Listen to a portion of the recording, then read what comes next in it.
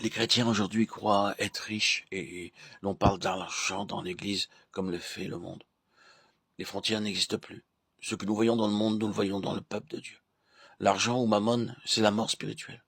Si Dieu se sert de vous pour faire son œuvre, il y pourvoira.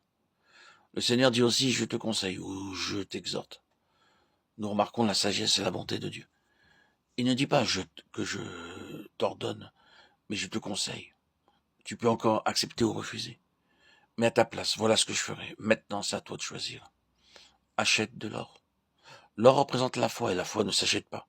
Il parle d'acheter de l'or parce que la foi est d'un coût très élevé.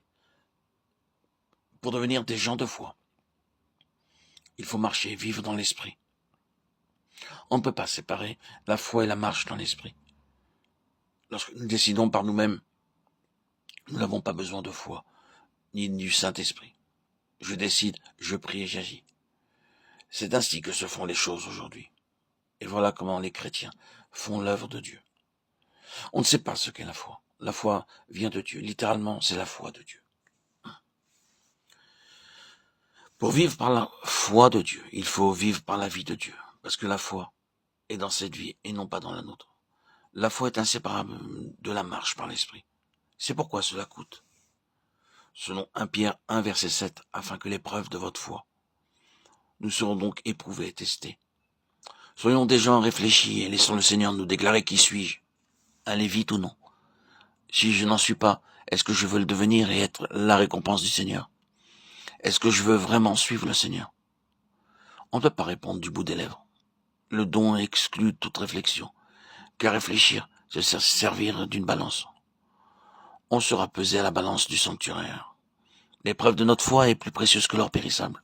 C'est pourquoi il dit d'acheter de l'or.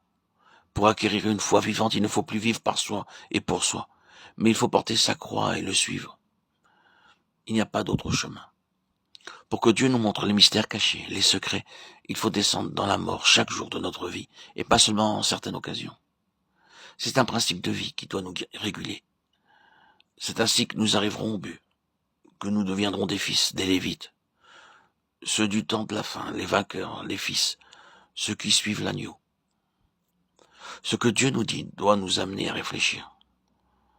Beaucoup de croyants sont très sûrs d'eux-mêmes, et au travers de cet aspect, ils montrent ainsi qu'ils sont bien défaillants, et lorsque nous affichons une telle assurance, la croix est absente. La croix nous met de côté tous les hommes de Dieu dont il est parlé dans la Bible, étaient des hommes d'une humilité touchante. Pourtant, ils étaient des géants en Christ. Quand ils vous serraient la main, vous ressentiez la chaleur de leur affection, de l'amour de Dieu.